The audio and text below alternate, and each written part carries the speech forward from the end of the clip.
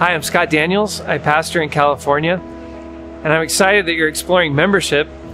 Some of you may be really new to the Church of the Nazarene. You found a great place to worship, and there are some terms that we use that are pretty basic, but still may be kind of confusing. Words like Wesleyan, or even just the name, the Church of the Nazarene. What do those mean, and where do they come from? Let me start with the word Wesleyan. The Church of the Nazarene is part of a larger theological tradition we call the Wesleyan Tradition. It really began with a theologian by the name of John Wesley in the 1700s, who was a minister in England who was concerned that the church of his day was sort of dead spiritually. And so he began to have all sorts of revivals, and the Spirit began to change the hearts and lives of people. And many of the theological traditions have carried on that Wesleyan tradition of what we call heart holiness.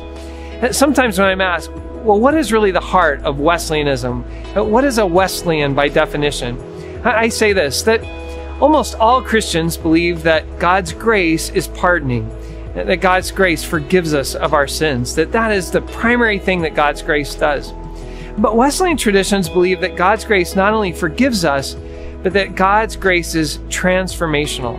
That God doesn't just want to forgive us of our sins, but He wants to change us, transform us, shape our hearts so that we become the people that He created us to be.